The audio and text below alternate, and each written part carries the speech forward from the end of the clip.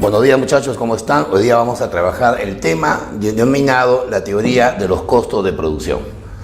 La teoría de costos debe tener un prolegómeno, una introducción básica para entenderla de un punto de vista muy elemental. ¿Por qué? Porque la mayoría cuando le hablan de costos piensa que está hablando del precio de un producto, del valor de un producto. Claro, son conceptos que se pueden entender de manera general.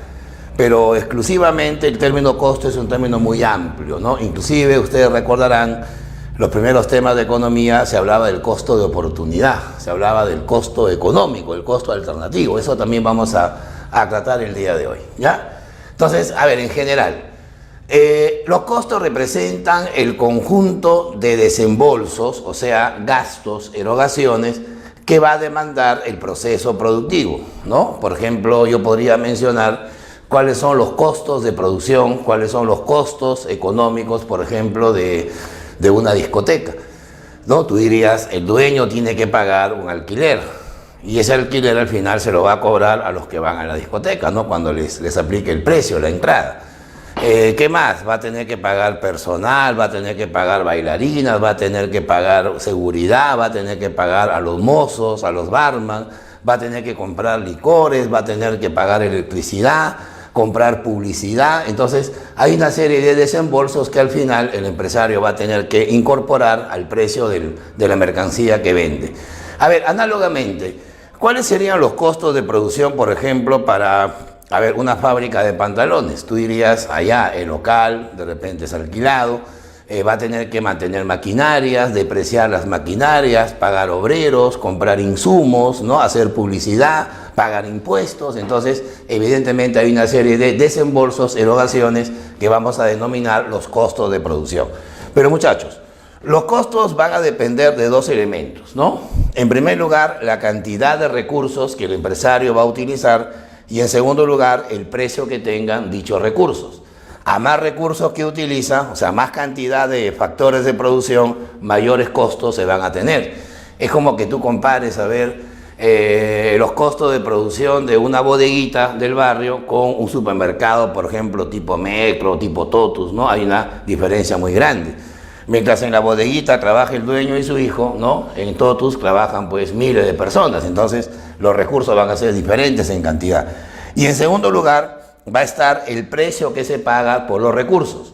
Mientras los insumos, la mano de obra, el capital tenga un precio más alto, los costos serán obviamente más altos, ¿no? Es como que yo diga, ¿por qué un restaurante, por ejemplo, de 5 tenedores, un restaurante de alta gama, un restaurante gourmet, cobra más por un ceviche? Por ejemplo, 300 soles cuesta un plato de ceviche en un restaurante de esa categoría, porque los insumos que emplea también son más costosos, ¿no? Por ejemplo, utilizan corvina, es un pescado muy caro. En cambio, si tú vas donde la tía Bacteria, ¿verdad? Comes tu ceviche de carretilla, te va a costar 5 soles porque evidentemente los insumos no tienen ese costo, no tienen ese precio. Entonces, es muy importante lo que cuestan los recursos productivos, ¿ya? Esa es la idea. A ver, formas que tienen los costos. A ver, vamos a plantear esto que es determinante en la teoría económica, ¿ya? La teoría económica nos enseña que hay dos tipos de costos, ¿ya? En la modalidad que se pueden presentar. Están los costos explícitos, ¿ya? Y también están los costos implícitos. Esta diferencia es clave. A ver, se llaman costos explícitos a los desembolsos reales que la empresa va a tener que realizar cuando compra los recursos productivos, ¿no? Al comprar recursos tiene que desembolsar, gastar dinero. Esos desembolsos se llaman costos explícitos, ¿no? Y que obviamente los contadores, o sea, los que hacen de CPC, de contadores públicos colegiados, van a tener que registrar en sus libros de contabilidad, ¿no? En el diario, en caja, en el balance, ¿no? En las pérdidas y ganancias, ahí se van a registrar los llamados costos explícitos. Por ejemplo, una academia va a tener que pagar local, va a tener que pagar impuestos, pagar a los profesores, comprar papel, comprar tinta, pagar servicios. Todos esos desembolsos se van a considerar los costos explícitos porque son costos de tipo real, ¿ya? En cambio, los implícitos, ojo a esto que es determinante. El costo implícito son los recursos que la empresa utiliza pero que no remunera. Muchos se preguntarán, profe, ¿cómo voy a utilizar recursos y no pagarlos? Pues que justamente hay empresarios que tienen recursos familiares o tienen recursos propios, que evidentemente no tienen costos reales, pero sí tienen costos sociales. Por eso decimos que los costos implícitos van a generar el llamado costo de oportunidad, es decir, lo que la empresa deja de gastar para utilizarlo con beneficio mayor en otra actividad económica. A ver, ¿qué pasaría con esta? Vamos a hacer un par de aplicaciones. Por ejemplo, en un barrio hay dos bodegas, ¿no? La primera bodega vende el kilo de arroz a 3 soles y la segunda bodega a 3 soles 50. La primera bodega vende una gaseosa pirañita a 1 sol y la segunda bodega lo vende a 1 sol 20. Tú te preguntas, ¿y por qué las dos bodegas cobran precios diferentes y lo que vende es lo mismo, ¿no? O sea, significa que uno quiere ganar más. No es que quiera ganar más, sino que la primera bodega trabaja en su propio local, ¿no? El mismo dueño es el que atiende, y es más, a su hijo lo hace trabajar porque lo mantiene pues como patria potestad. En cambio, en la segunda bodega trabaja con local alquilado, con empleados a los cuales hay que pagarles sueldos. Entonces, eso nos conlleva a una diferencia. Mientras la primera bodega tiene costos implícitos, ¿no? Porque son costos de oportunidad, la segunda bodega, la que vende más carito, esa tiene costos explícitos. Esa es la diferencia entre ambos.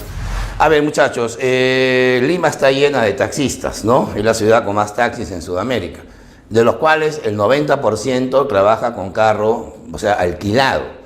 Entonces, si el 10% trabaja con carro propio y el 90% con carro alquilado, los costos son diferentes, ¿no? Un taxista de carro alquilado tiene beneficios inferiores a aquel que trabaja con su propio carro. Porque trabaja con su propio carro, no tiene por qué pagar alquiler, no tiene por qué estar pagando garantías, en cambio el segundo sí lo hace. Eso es lo que genera la diferencia entre costos explícitos y los costos implícitos, ¿ya? A ver, vamos ahora a los enfoques. Muchachos, los costos tienen dos tipos de enfoques, ¿ya? Está por un lado el enfoque total, que es para todo el nivel de producción, y también va a estar el enfoque unitario, que es el enfoque para cada unidad producida. ¿Está bien? En el enfoque total tenemos dos categorías. Está el costo fijo y también va a estar el costo variable. Ojo que esto es a nivel de toda la producción, porque hay un tercer costo que se llama el costo total, que en buena cuenta es la suma del costo fijo más el costo variable. Por lo tanto, si definimos los dos primeros, entenderemos el tercero. ¿Está bien? Veamos. El costo fijo vienen a ser los gastos generales, o también se llaman gastos hundidos, pero ojo que lo hemos puesto con las comillas. Eso significa que al ser un costo hundido es porque si la empresa deja de producir, si la empresa deja, digamos, de operar, lo que va a perder es el costo fijo. Es como que yo diga, a ver, un ejemplo así primario, ¿no? Si tengo un restaurante y me lo cierran 60 días, voy a tener costos fijos que asumir, que van a ser al final mi pérdida. En 60 días no tengo clientes, no vendo ni un solo plato de comida, pero tengo que pagar alquiler, tengo que pagar impuestos, tengo que pagar seguridad. Y eso para mí va a representar la pérdida operativa, ¿no? O la pérdida funcional. Bueno, el costo fijo es aquel que no cambia con el volumen de producto. O sea, a corto plazo, cuando la empresa está en pleno proceso productivo, el costo fijo es invariable. ¿Por qué? Porque así la producción aumente, así la producción baje, e incluso si la producción fuese cero, el costo fijo permanece constante. El costo fijo no cambia a corto plazo. ¿Está bien? Para poner un ejemplo, a ver, los alquileres. Claro, pues imagínense, yo tengo un restaurante, pago 2.000 soles de alquiler mensual, eso para mí es un costo fijo, porque produzca 100 platos o produzca 500 platos o no produzca nada, voy a tener que asumir ese costo. ¿Se dan cuenta? Por eso se le llama costo general o también se le llama costo hundido, ¿ya? ¿Qué más? Por ejemplo, la seguridad. Bueno, ante un país con una alta inseguridad como el nuestro, hasta las pequeñas empresas, hasta las microempresas tienen su gasto en seguridad, tienen su guardián, tienen sus cámaras. Entonces, eso genera evidentemente pues un costo hundido, ¿verdad? El costo de seguridad. Produzca más o produzca menos, la seguridad hay que asumirla siempre. Los gastos administrativos, ¿no? Por ejemplo, lo que es el pago a los empleados, el pago al gerente, ¿no? Por ejemplo, si yo tengo un chifa, tengo que pagarle a los mozos, ¿no? Vendo o no vendo, igual hay que pagarles. Ese es un costo fijo. Tengo que pagarle el sueldo a la cajera, ¿no? Pagarle el sueldo al señor que fumiga. Entonces, Esos costos son costos que la empresa tiene que asumir así no produzca nada. ¿Está bien? Se llaman costos fijos. En cambio, el costo variable, ojo, vienen a ser los gastos directos o también se llaman operativos. ¿Por qué se llaman operativos? Porque van a depender de cuánto está produciendo el negocio. Por lo tanto, su definición sería así. Se llama costo variable a los costos que dependen directamente de los cambios en el producto. Dependen directamente, aunque no proporcionalmente. Ojo a esa definición. O sea, si la producción aumenta, aumentará el costo variable. Si la producción disminuye, va a disminuir el costo variable. Hay esa tendencia directa. Y obviamente si la producción es cero, el CB, el costo variable, también sería cero. Tú dirás, un ejemplo de costo variable, lo que es la mano de obra directa. La mano de obra directa se refiere a la mano de obra fabril, o sea, la mano de obra operativa. Por ejemplo, yo tengo una empresa que produce sábanas y le digo a los obreros, van a ganar por cada sábana que ustedes produzcan 9 soles. O sea, a más producción pagaría mucho más. ¿Te das cuenta? El salario a destajo, por ejemplo, o el jornal se considera un costo variable. La compra de insumos, ese es obvio, pues, ¿no? A más producción necesito más insumos.